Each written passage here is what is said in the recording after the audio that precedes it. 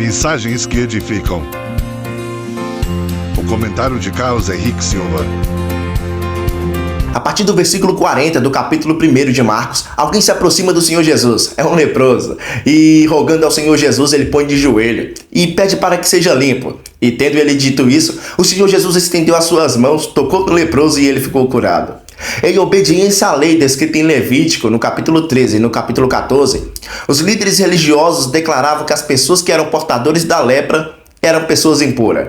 Isso também significava que os leprosos não tinham condições de participarem de qualquer atividade religiosa ou social. Como a lei dizia que bastava apenas o contato com uma pessoa contaminada para ser um contaminado, alguns judeus atiravam pedras nesses leprosos para mantê-los longe. Até mesmo a simples menção dessa doença era capaz de aterrorizar muita gente. Mas o Senhor Jesus é diferente. Ele tocou no leproso. Apesar que o Senhor Jesus esteve aqui em uma condição humana, ele nasceu sem pecado e sem a possibilidade de pecar. Por isso, era impossível o Senhor Jesus ser contaminado. E a parte maravilhosa é que ele não apenas tocou no leproso, mas também fez cumprir a profecia de Isaías, do capítulo 53, do versículo 4, que diz assim: verdadeiramente ele tomou sobre si as nossas enfermidades e as nossas dores levou sobre si. E nós o reputávamos como aflito, ferido de Deus e oprimido. O cumprimento dessa profecia sucedeu quando o Senhor Jesus esteve aqui. Olha o que nos diz a palavra do Senhor Jesus em Mateus, no capítulo 8, versículo 16. E chegando à tarde, trouxeram-lhe muitos endemoniados, e ele com a sua palavra expulsou deles os espíritos, e curou todos os que estavam enfermos. Logo em seguida, no versículo 17, nos diz assim: para que se cumprisse o que fora dito pelo profeta Isaías, que diz: ele tomou sobre si as nossas enfermidades e levou sobre si as nossas doenças. Tem muita gente ensinando que isso ocorreu na cruz, por isso não aceitam que um crente fica doente. Ao ensinar assim seria ensinar que já vivemos em um corpo ressuscitado, e isso não é verdade. Paulo mesmo tinha uma enfermidade. Timóteo sofria do estômago e outros irmãos também adoeciam.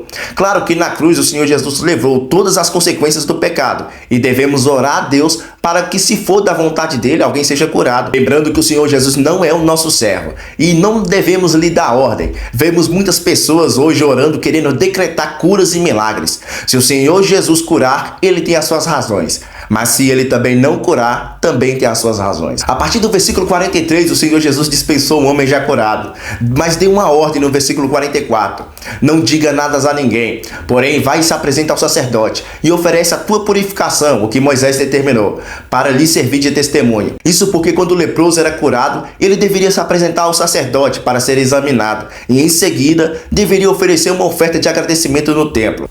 Mas o homem fez tudo ao contrário. Ele começou a espalhar o que tinha acontecido e por causa disso, o Senhor Jesus não podia entrar mais na cidade publicamente, mas se conservava do lado de fora, nos lugares desertos. E mesmo assim, as pessoas de todas as partes iam ter com ele. É o que nos diz no versículo 45. O Senhor Jesus não buscava fama, mas sim vidas para resgatar. E é assim que funciona a nossa salvação. Primeiro reconhecemos que o Senhor Jesus é o nosso Salvador, porque pela graça sois salvos por meio da fé. Isso não vem de vós, é dom de Deus.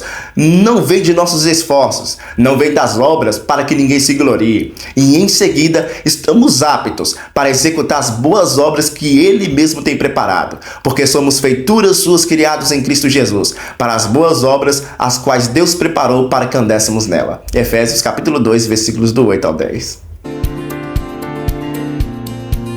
Mensagens que edificam. O comentário de Carlos Henrique Silva.